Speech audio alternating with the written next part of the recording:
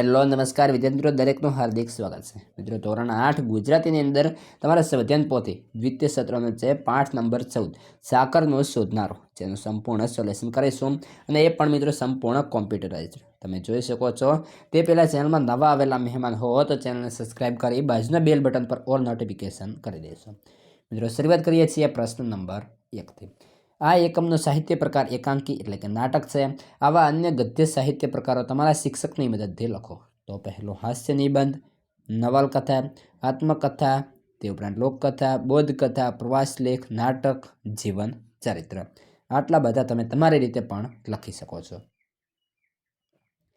બીજા નંબર છે, નીચેના વાક્યો કોને ઉદ્દેશીને કહેવામાં આવ્યા છે?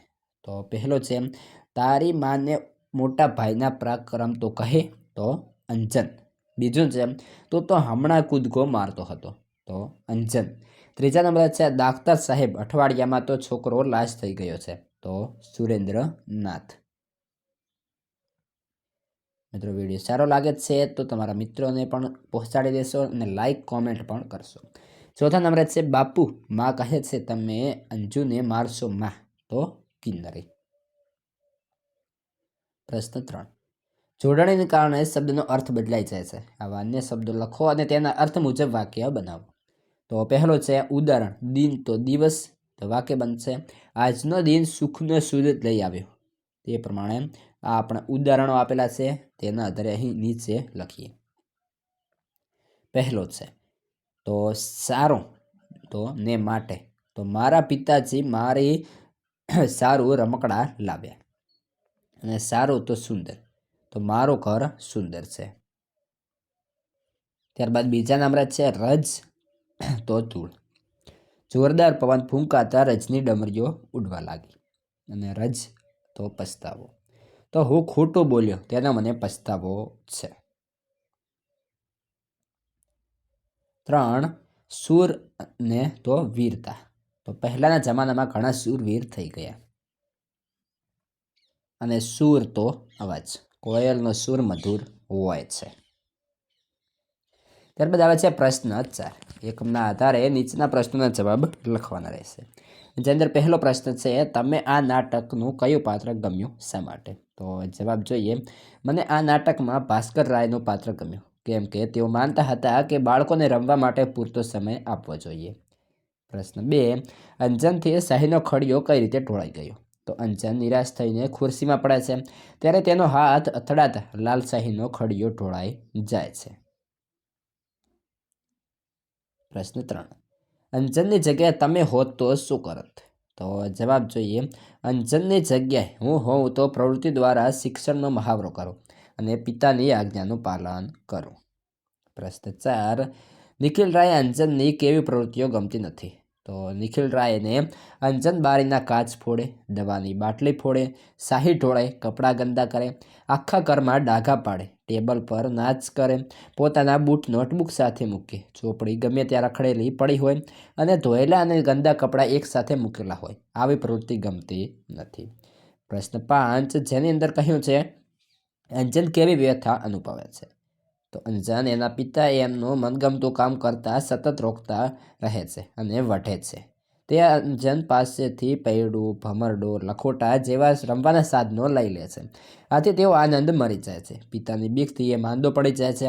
અંજન માને છે કે તેણે તડકામાં ખૂબ કૂદાકૂદ કરી એટલે તેને તાવ આવ્યો. એની મા માને છે કે એના બાપુ વઢ્યા ન હોત તો એ માંદો ન પડત. તેની બેન કિન્નરી એમ લાગે છે કે તેના ભાઈ તેના વાંકે માંદો પડ્યો છે. પણ અંજન માને છે બહેન દોષિત ગણતો નથી, એ પોતાના નસીબનો જ વાંક કાઢે છે. પ્રશ્ન 5, નીચેના વાક્યોમાં લાગુ પડતો રૂઢિપ્રયોગનો કૌંસમાંથી શોધીને લખો. તો જોઈએ, પહેલા નંબર છે, તરંગી મન વ્યક્તિનું મન કોઈ જગ્યાએ સ્થિર રહેતું નથી. તો મન ભિન્નતોમાં ભમવું. બીજા નંબર છે, માનસિક રીતે અસ્થિર લોકો વાત વાતમાં ગુસ્સે થઈ જાય છે. તો મિજાજ ગુમાવવો. 3, સજ્જનો માણસો નાની નાની વાતોમાં ધ્યાન લેતા નથી. તો આંખ આડા કાન કરવા. 4, રાત્રિના અંધકારમાં શેખ અબ્દુલ્લાને અજાણે વ્યક્તિના શબ્દો સંભળાવવા લાગ્યા. તો કાને અથડાવ્યા. 5, પોલીસના 3rd ડિગ્રી રિમાન્ડમાં પણ તે મૂંગો રહ્યો. તો મોઢામાં મગ ભરવા. પ્રશ્ન 6. પાત્રનો પરિચય આપો. નિખિલ રાય. તો નિખિલ રાય અંજન અને કિન્નરીના પિતા છે. નિખિલ રાય ખૂબ જ કડક સ્વભાવનું વ્યક્તિત્વ ધરાવે છે. તેઓ માને છે કે બાળકોને સતત વાંચતા રાખવા જોઈએ, તેમને રમવા માટે સમય ન આપવો જોઈએ. નિખિલ રાયની ઉંમર 35 વર્ષની છે. બીજા નંબરે છે અંજન.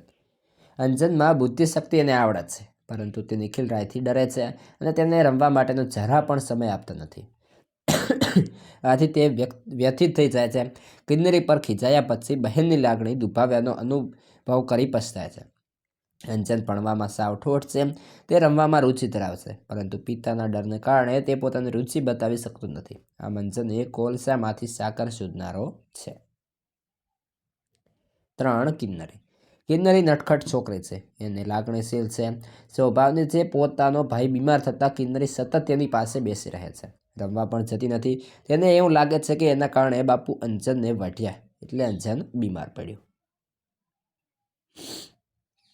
પ્રશ્ન 7. મને શું થવું ગમે? 10-12 વાક્ય લખો. મને ક્રિકેટર થવું ગમે. ક્રિકેટ એવી રમત છે જે ખેલ દિલથી ભાવને જગાડે છે. ક્રિકેટના મેદાનમાં ચોગ્ગા અને છગ્ગા મારીને મારે પ્રેક્ષકોના દિલ જીતવા છે. મને મહેન્દ્રસિંહ ધોની જેવા કેપ્ટન બનવાની ઈચ્છા છે. મારે સચિનની જેમ ક્રિકેટ જગતમાં નામ કમાવવું છે. મારે વિરાટ કોહલીની જેમ ફિટનેસ કેળવવાની ઈચ્છા છે. પ્રશ્ન 8. નીચેની જાહેરાત વાંચો અને પ્રશ્નના જવાબ લખો. તો તે અંદર પહેલો પ્રશ્ન છે, આ જાહેરાત શાની છે? તો આ જાહેરાત ગુજરાતી કોમેડી નાટકની છે. બીજું, અશોક પાસે 100 રૂપિયા છે તો તે કઈ ટિકિટ લેશે? તો અશોક સિલ્વર ગેલેરીની એક ટિકિટ લઈ શકશે. પ્રશ્ન 3. આ જાહેરાતમાં કયા લોન વર્ડ્સ વપરાયા છે? તો ટિકિટ, ગોલ્ડન, સિલ્વર અને કોમેડી. 4. તસ્લીમા હિંમતનગરમાં સાંજે 6 વાગ્યા સુધી રોકાવાની છે. શું તે નાટક જોઈ શકશે કે? તો હા, કારણ કે નાટકનો સમય રાત્રે 9 વાગ્યાનો છે. ત્યારબાદ 5. આ નાટકમાં કરુણ પ્રસંગો નહીં હોય એવું શા પરથી કહી શકાય? કારણ કે આ નાટક કોમેડી, રહસ્ય અને મસ્તીથી ભરપૂર છે.